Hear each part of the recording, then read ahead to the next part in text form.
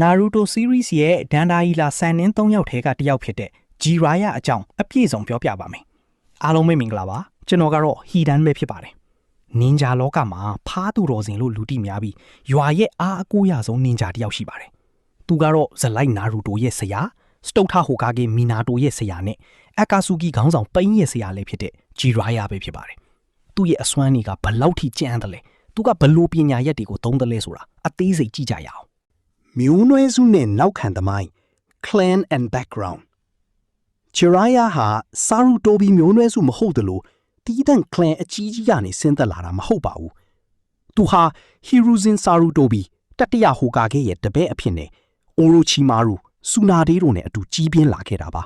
။သူငယ်ငယ်ကအမှတ်မထင် Mount Myoboku ဖားတောင်ကိုရောက်သွားခဲ့ပြီးအဲ့ဒီမှာဖားသူတော်စင်ကြီးစီကနေပညာသင်ယူခဲ့ပါတယ်။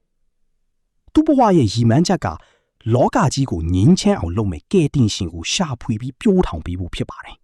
။နှစ် Jiraiya ဘလောက်ထိကျန်းတယ်လဲ။သူဟာ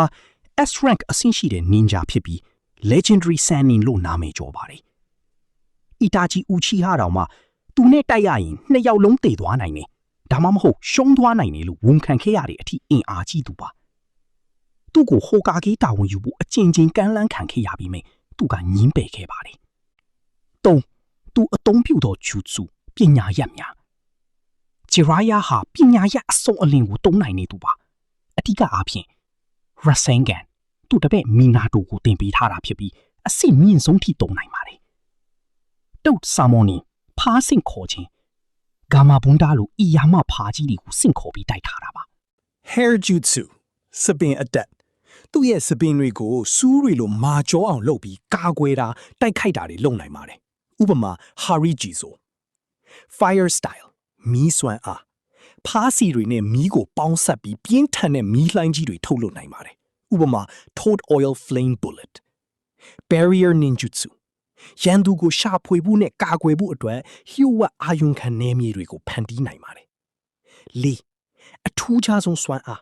Sage Mode သူ့ရောစင်အတွင်း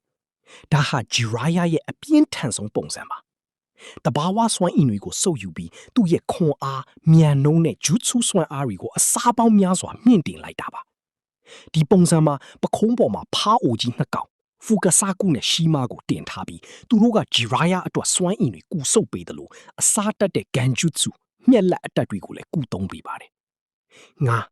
သူဘာတွေလုပ်နိုင်လဲ Special Abilities Infiltration ထောက်လှမ်းရေး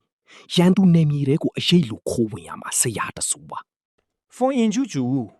အမာတီယာဆူလိုမီးတောက်တွေကိုထောင်တစိ့ခတ်ပြီးပိတ်ပင်နိုင်တဲ့အထိတစိ့ခတ်အတက်မှာကျွမ်းကျင်ပါတယ်။ဆရာကောင်းတစ်ယောက်ဖြစ်ချင်းသူတင်ပေးခဲ့တဲ့တပည့်တွေဟာကဘာကြီးကိုပြောင်းလဲနိုင်တဲ့သူတွေဖြစ်လာကြပါတယ်။6ဘဝနီကုံ The Hero's End သူ့ရဲ့နောက်ဆုံးတိုက်ပွဲကတော့ Rain Village မှာသူ့တပည့်ဟောင်းပိန်းနဲ့တိုက်ခဲ့တာပါ။ပိန်းရဲ့လျှို့ဝှက်ချက်ကိုတီးဖို့အတွက်သူဟာအသက်ပေးပြီးတိုက်ခိုက်ခဲ့ပါတယ်။နောက်ဆုံးမှာ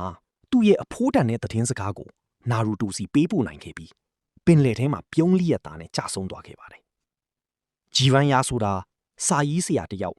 နင်ဂျာကောင်းတစ်ယောက်ဖြစ်တယ်လို့နာရူတိုအတွက်တော့အဖိုးတန်တဲ့အဖိုးတစ်ယောက်လိုပါပဲ။သူ့ရဲ့စွန့်လွတ်အနစ်နာခံမှုကနင်ဂျာလောကရဲ့ငြိမ်းချမ်းရေးအတွက်အဓိကအုတ်မြစ်တစ်ခုဖြစ်ခဲ့ပါတယ်